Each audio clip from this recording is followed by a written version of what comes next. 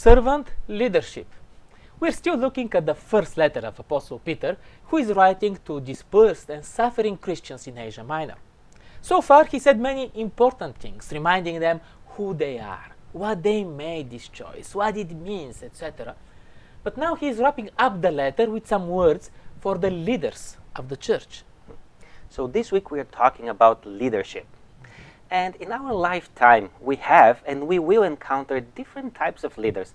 Leaders in politics, leaders in the office, leaders at school and at home, and leaders in the families, and etc. But the Bible, and in our case, Apostle Peter recommends a not very popular type of a leader. So, what is the model of a leader that we need in the church? The first letter of Peter, chapter 5, verse 1 to 10, has the answers. The church is a community, and it's impossible to really care, to be attentive to everyone's needs without delegation. Some can get neglected, as it did happen in the early church as well. The need of a leader is very practical. If a group is small, it selects out naturally those who will lead. But when the group grows, like it was in the first church, there was a need of a official selection and a public announcement of those who will lead. This is how the group dynamics work in society and in community groups. In this manner, Peter and Paul have appointed different elders to take over responsibilities they couldn't bear anymore, for the simple reason that they had to move from village to village to bring the gospel there. Good leadership makes a huge difference and is greatly needed. It makes a difference in the family, in the local church, and through every level of administration.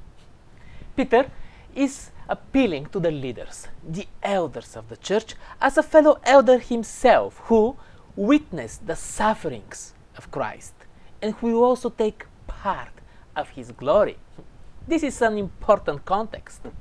So what kind of leaders are the Christian church leaders?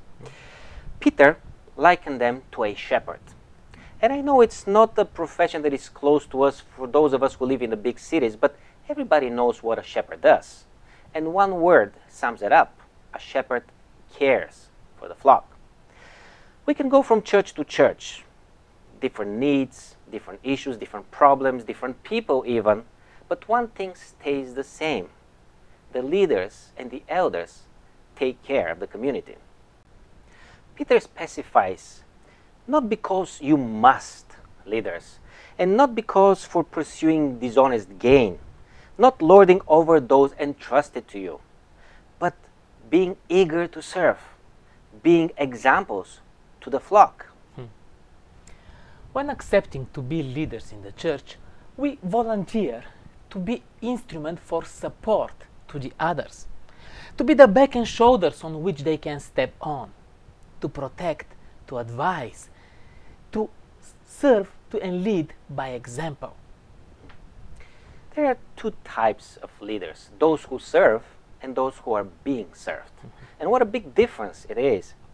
The second group, those that are being served, consist of leaders that exercise power and authority over those who have been put under their influence.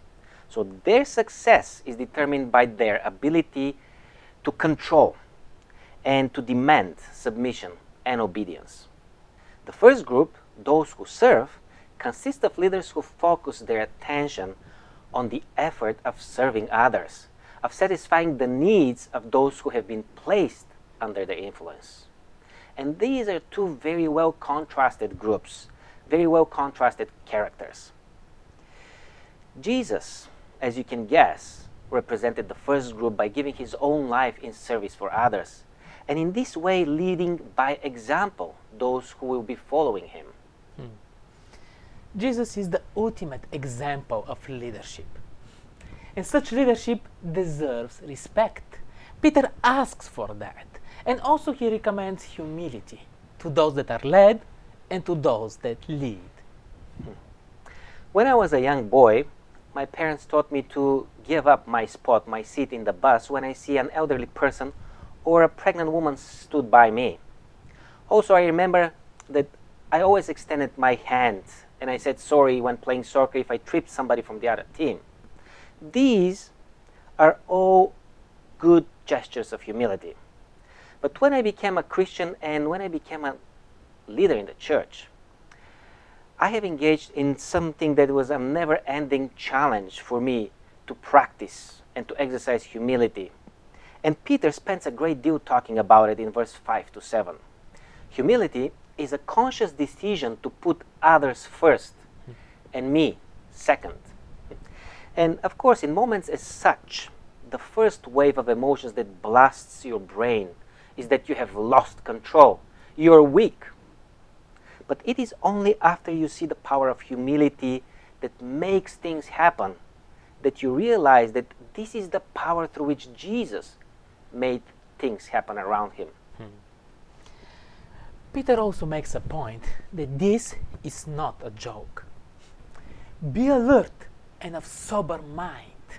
It's important to understand and to be conscious of what is happening around us.